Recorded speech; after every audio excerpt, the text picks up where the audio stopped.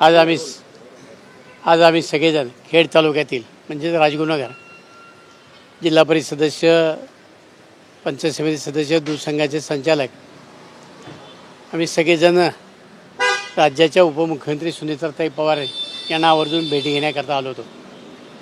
काल राज्याच्या मुख्यमंत्र्यांनी भीमाशंकर विकास आराखड्याच्या संदर्भातली मीटिंग घेतली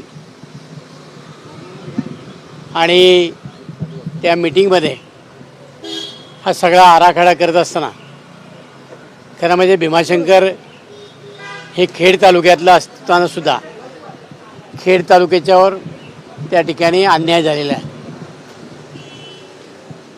खरं म्हणजे आमचं हे दुर्दैव आहे की खेड तालुक्याला आत्तापर्यंत मंत्रिपद मिळालं नाही. त्यामुळं आमच्या तालुक्यातनं असणारा भीमाशंकर आम्हाला ज्या पद्धतीने पाहिजे त्या पद्धतीने डेव्हलप करता आलं नाही.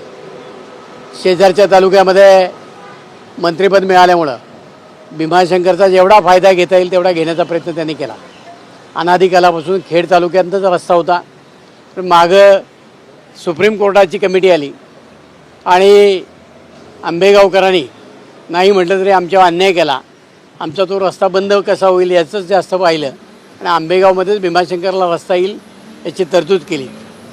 आणि आज भीमाशंकर आराखड्यातली सगळी कामं ही आंबेगाव तालुक्यामध्ये होतात.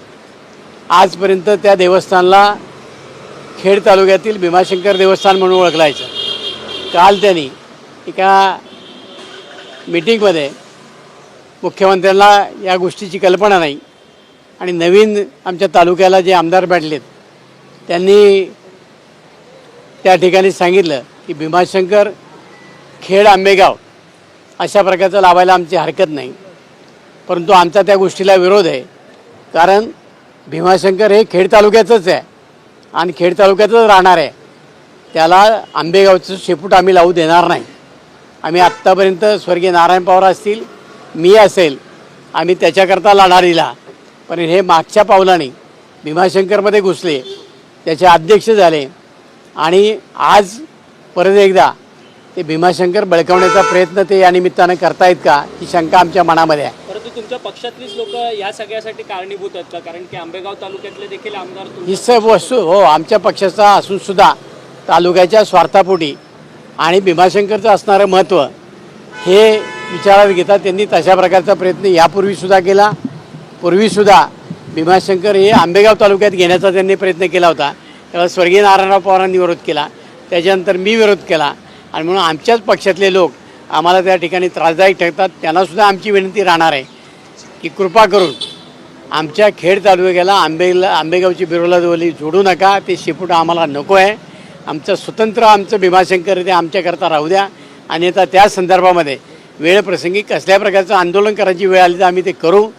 आम्ही कुठेही मागं हटणार नाही, परंतु आमच्या भीमाशंकरला आंबेगावचं नाव आम्ही जोडू देणार नाही.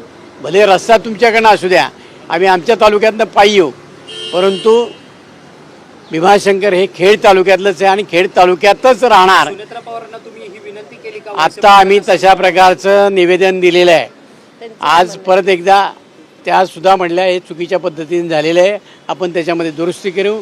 मी मुख्यमंत्र्यांना सांगते अशा पद्धतीची शेपूट आम्हाला आंबेगावचं लागलं जाणार नाही याची काळजी सुनेत्रा वहिनी यांनी घेणार आहे. तुमच्या विद्यमान आमदार आहेत काय ठाकरे गटाचे, त्यांनी या सगळ्या संदर्भातली काय भूमिका घेतली? ते नासमज आहेत.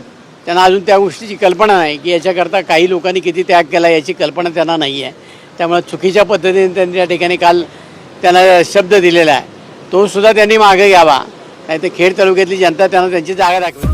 आपल्या परिसरातील महत्त्वाच्या बातम्या पाहण्यासाठी आमच्या सत्यविचार.in न्यूज चॅनलला यूट्यूबवर सबस्क्राईब करा आणि बेल आयकॉन प्रेस करा.